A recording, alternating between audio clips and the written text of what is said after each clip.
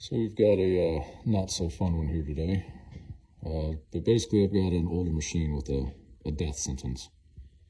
So I've got the main control valve out of an EX120-3. These are the main sections of the control valve, and then I've got all the spools there. So what happened here, the machine had a bad main relief valve. Just due to the age of the machine, the needle and seat got wore out in there. I replaced that. About a month later, the customer called me up. He had the same complaint again, and I suspected he had a piece of debris or something in that relief. So I told him how to back it off and flush it. He did that, machine came back to life, good to go.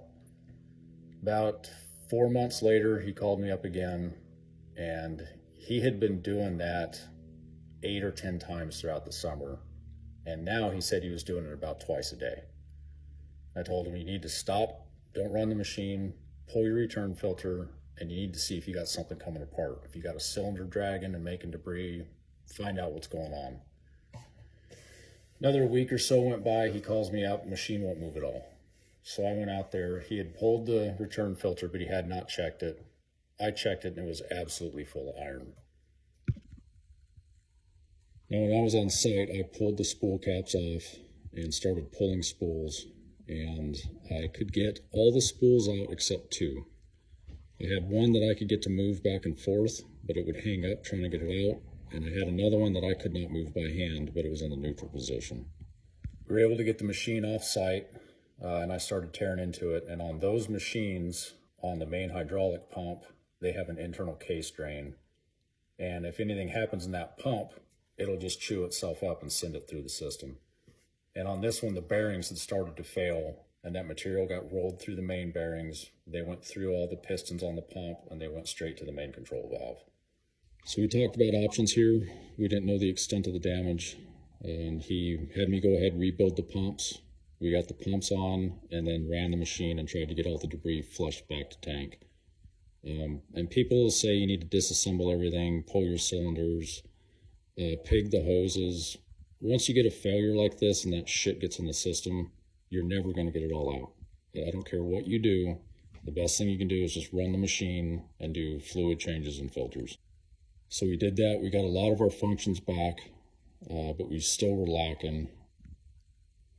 And what I suspected was there's checks on these, and I thought there was debris in those checks, and they are not accessible with this in the machine. So this got pulled out of the machine. I completely tore it down, and yeah, there was metal literally everywhere.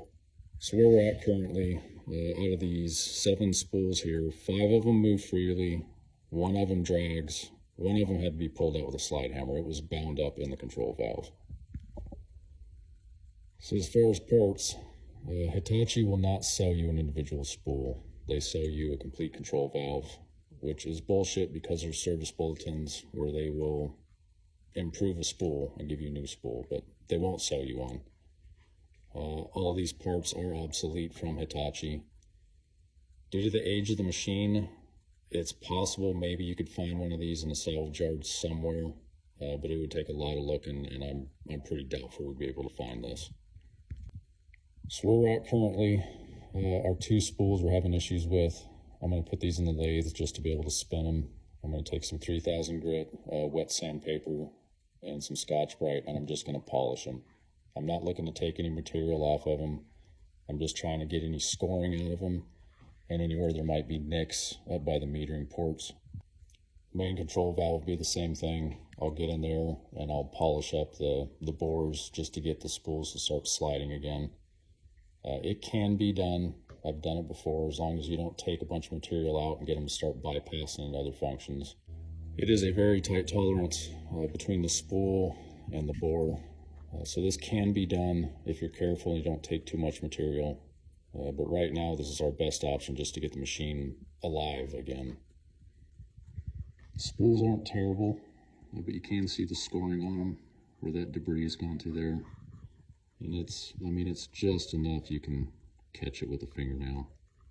So really all I'm trying to do here is just get these polished back up.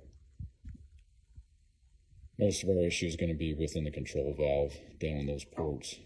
So basically what I'll do is I'll take this and I'll wrap it with that real fine sandpaper, and I'll just get in there and try and take out any high spots or grooves that I can see. It's just a quick polish. You can still see the scoring, but I can no longer feel it. And that's all we're looking for. So I'm going to stop right there. The same thing here. You can see it, but you can't feel it. And those were the 2 spools that were hanging up. So I'll take the other 5, I'll give them just a real quick run through, and then start addressing the actual valve body. So we're looking pretty good. This was the dragging spool. This was the one I had to pull with the slide hammer. And I've got everything where they're moving freely again.